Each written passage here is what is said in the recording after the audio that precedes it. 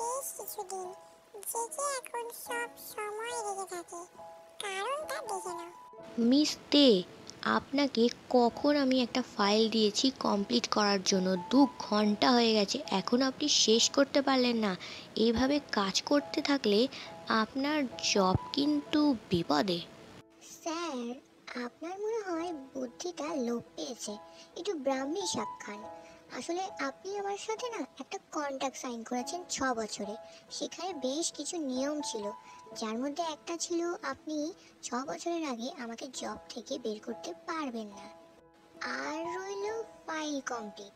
ফাইলটা বেশ বড়, সময় তো লাগবেই।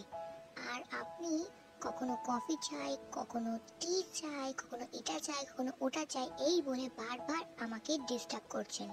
তা আমি কাজটা কিভাবে তাড়াতাড়ি কমপ্লিট করব? হ্যাঁ, মিস দে, বক বক করে আমার মাথাটা খাবেন না। সরি স্যার, আজ আমার নিরামিষ। আমিষ আমি আজকে খেতে পারবো না। এই কথা শুনে জেগে চোখ বড় বড়, তে একটা মুচকি হাসি দিয়ে সেখান থেকে চলে যায়। এই মেয়ে আমাকে একটুও ভয় পায় না, এই কয়দিনই আমাকে পুরো পাগল করে তুলেছে। জেগে এই কথাগুলো বিড়বিড় করছিল, তখনই সুগা ভেতরে আসে। জেকে, পরশু কোম্পানির অ্যানিভার্সারি, সেই উপলক্ষে যে পার্টিটা হয় সেই নিয়ে কিছু আলোচনা আছে।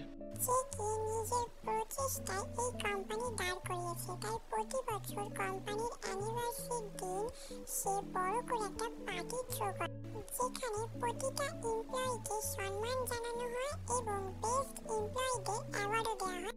হ্যাঁ, কি? ও হ্যাঁ, আমি তো ভুলেই গেছিলাম। ওই তের জন্য আমি সব কিছু ভুলতে বসেছি। মনে হয় সত্যি সত্যি ব্রাহ্মী শাক খেতে হবে। তারাও জাঙ্কুকি, এখনো তো আরো কত কিছু দেখা বাকি আছে আর ভুলে যাওয়া বাকি আছে।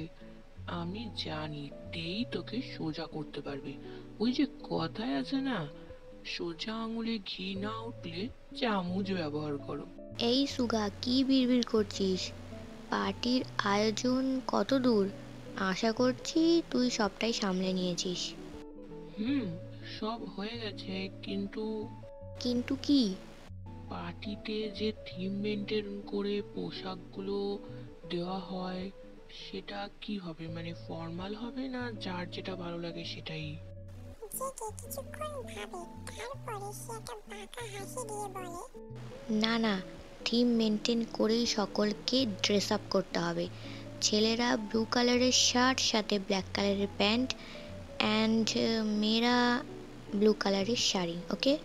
এখানে বলে রাখি যে কি নিজের পরিশ্রমে আরো দুটো কোম্পানি ওপেন করেছে, সেখানে প্রচুর মেয়ে এমপ্লয়িও কাজ করে। এই পার্টিতে সকল এমপ্লয়িকে ইনভাইট করা হয়।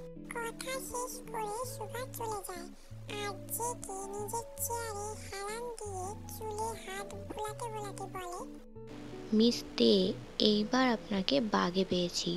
আমি জানি আপনি শাড়ি সামলাতে পারেন না। একবার আপনি অফিসে শাড়ি পরে এসেছিলেন, আমি লক্ষ্য করেছিলাম শাড়িতে আপনি প্রচণ্ড পরিমাণে অস্বস্তি বোধ করছিলেন। জিয়ন জাংকুকের সাথে পাঙ্গা, হা হা। পার্টির আগের দিন সুগা সকল এমপ্লয়িকে নিজ দায়িত্বে টিম সম্পর্কে সবটা জানিয়ে দেয়। এবার আমি কি করব? আমি তো শাড়ি ঠিক মতো পরতে পারি না, সামলাতে গেলে হিমশিম খাই। তার উপরে আমার কাছে ব্লু কালার শাড়িও নেই, মোটে দুটো শাড়ি আছে। তো রাত হয়ে গেছে, কোনো দোকানও খোলা নেই। কি যে করি, দূর, ভালো লাগে না। এবার মনে হয় সত্যি সত্যি চাকরিটা যাবে। তে এইসব ভাবতে ভাবতে রাস্তা দিয়ে হাঁটছিল, তখনই জেগে মিস দে, দে, দাঁড়ান, এত তাড়াতাড়ি হাঁটছেন কেন? মিস দে, এই বকবকিটিয়া। এই কথা শুনতে তে দাঁড়িয়ে পড়ে, ততক্ষণে জেগে তের সামনে চলে এসেছে। জেগে দেখতে পায় তে ছোট ছোট চোখ করে তার দিকে রাগী দৃষ্টিতে তাকিয়ে আছে। আপনি আমায় কি বলে ডাকলেন? আমি বকবকিটিয়া? আমি যদি তাই হই, তবে আপনি আপনি দুষ্ট খরগোশ, বুঝেছেন? খরগোশ আপনি। জেগে তের কথাতে রেগে যায়, কিন্তু নিজেকে সামলে নিয়ে চুপ, বক বক করতেই থাকে। কি কাজে যেন আমি এসেছিলাম, ভুলে গেলাম। ও হ্যাঁ, হ্যাঁ, এই নিন, এই প্যাকেটটা নিন। এর ভেতরে একটা ব্লু কালারের শাড়ি আছে, কালকে এটাই পরবেন। কথাগুলো শেষ হতেই জেকে দ্রুত সেখান থেকে বেরিয়ে যায়, তবে যাওয়ার সময় আবার বলে, এই শাড়িটাই পরবেন, মনে থাকে যেন। পার্টির জন্য অফিস ছুটি ছিল। সারাদিন খাওয়া দাওয়া ভুলে তে কিভাবে শাড়ি পরতে হবে তার নানা ভিডিও দেখতে থাকে। এই করতে করতে সন্ধে হয়ে যায়। কোনো রকম শাড়িটা পরে বেরোতেই যাবে, তখন সুগা আর জিমিন টের বাড়িতে আসে এবং টেকে এই অবস্থায় দেখে তাদের তো চোখ বড় বড়। ভাইয়া, জিমিন, তোমরা চলে এসেছো? হ্যাঁ, এসো এসো, ভেতরে এসো। আরে, আমাদের নিয়ে ব্যস্ত হতে হবে না। তোর অবস্থা কি? দেখে তো মনে হচ্ছে কাকতাড়ুয়ার গায়ে জাস্ট কাপড়টা পেঁচিয়ে দিয়েছে। আমি জানতাম তোর দ্বারা শাড়ি পরা হবে না, তাই তো তাড়াতাড়ি জিমিনকে নিয়ে চলে এলাম। ভাইয়া, এইভাবে বলো না। তোমার মনে আছে ছোটবেলাকার কথা? ওই দিনের কথা আর কি করে ভুলবো বল। জানো জিমিন, এই মেয়ে সরস্বতী পুজোতে শাড়ি পরেছিল। হাঁটতে গিয়ে সেই শাড়ি বেঁধে কাদায় ধ্যাপ করে পড়ে গেছে। সে কি কাণ্ড! হয়েছে হয়েছে, এবার আমি টেকে নিয়ে যাই, নয়তো দেরি হয়ে যাবে তো।